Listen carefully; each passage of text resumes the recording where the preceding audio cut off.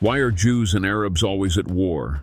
This question, though frequently asked, can't be answered with a single statement or simple explanation.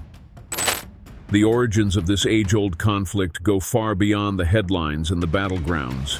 They reach deep into the soil of ancient promises, divine covenants, and human struggles.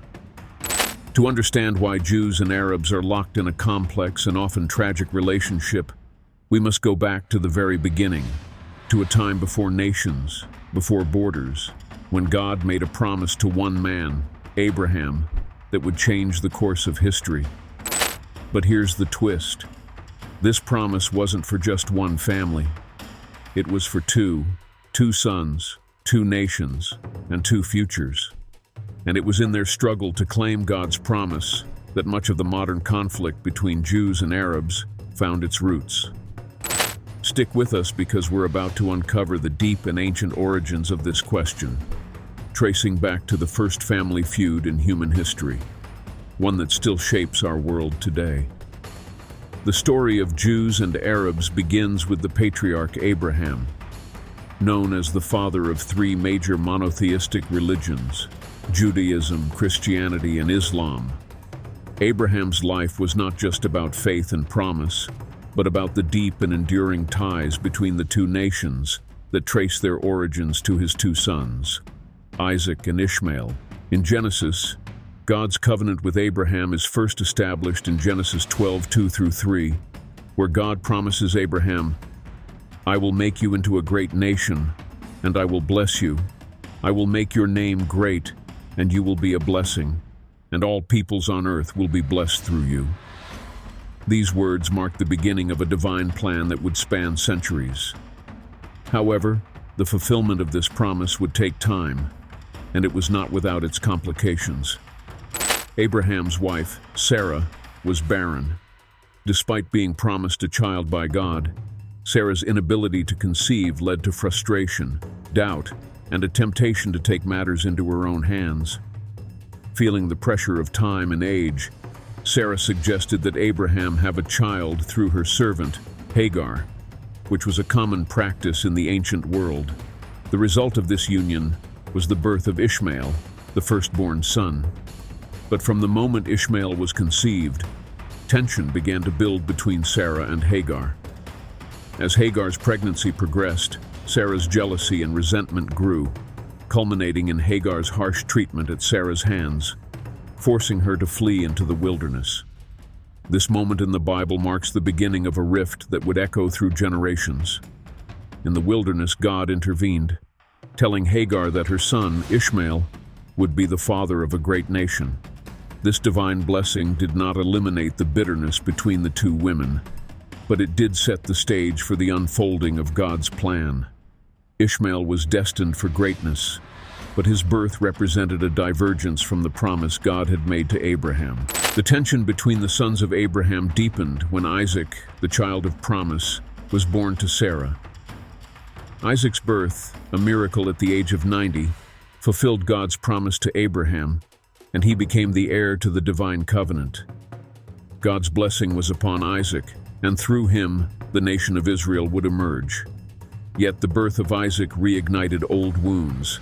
Sarah, once barren, was fiercely protective of her son, and when she saw Ishmael mocking Isaac, she demanded that Hagar and Ishmael be sent away, no matter the cost. This moment in Genesis 21:9-10 captures the heart of the conflict. But Sarah saw that the son whom Hagar the Egyptian had borne to Abraham was mocking, and she said to Abraham, "Get rid of that slave woman and her son, for that slave woman's son will never share in the inheritance with my son Isaac." Abraham was distressed, but God told him to listen to Sarah. In a painful decision, Abraham sent Hagar and Ishmael away into the wilderness, where they wandered, uncertain of their future. God, however, did not forsake Ishmael. In the wilderness, an angel of the Lord appeared to Hagar and reassured her that Ishmael would become a great nation. Ishmael's future was marked by divine favor, and he went on to father 12 sons, who became the ancestors of the Arab people. Meanwhile, Isaac grew up to inherit the covenant and blessings of God, becoming the father of Israel. And so, the stage was set for a future marked by two distinct paths, one for Isaac's descendants, the Israelites, and another for Ishmael's descendants, the Arabs.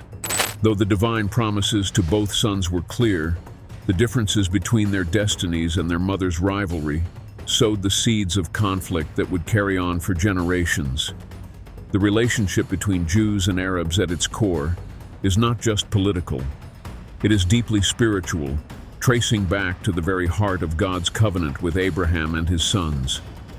And as history unfolded, the rivalry between the descendants of Isaac and Ishmael deepened and manifested in the form of wars, territorial disputes, and centuries of animosity. But even within this conflict, there were moments of reconciliation.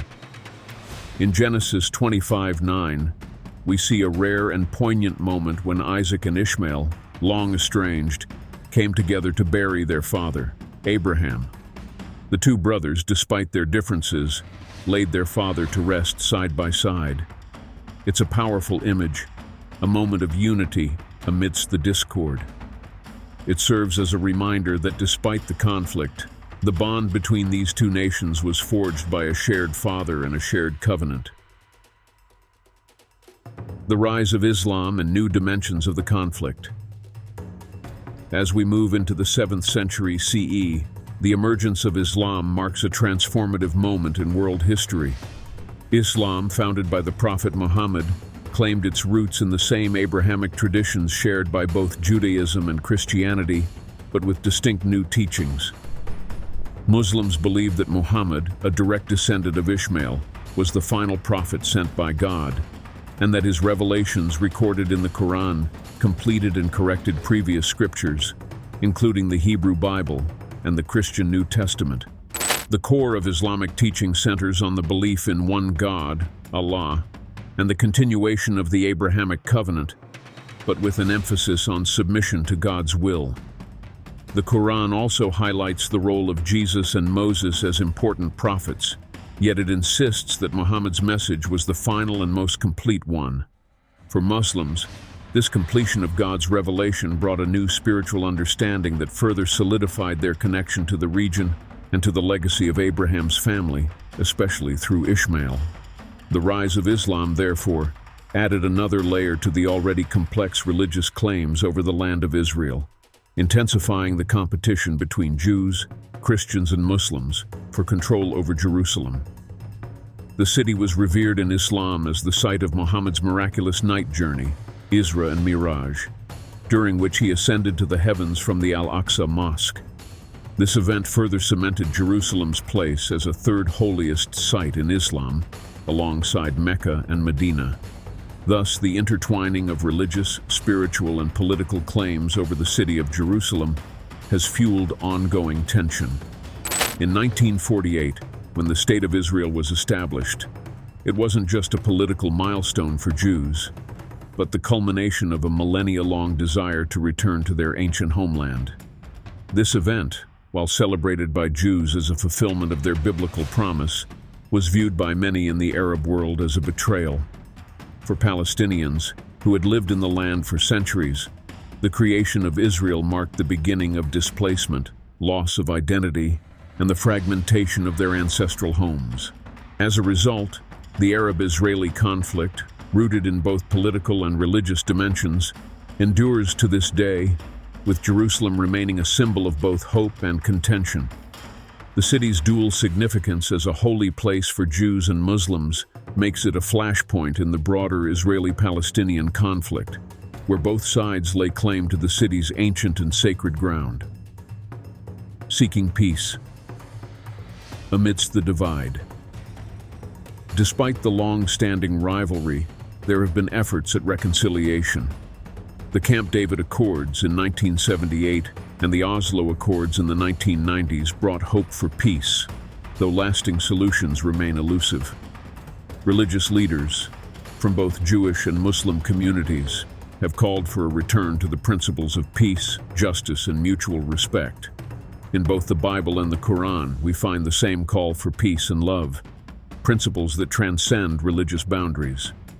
The Apostle Paul, in Romans 12:18, reminds us, If it is possible, as far as it depends on you, live at peace with everyone.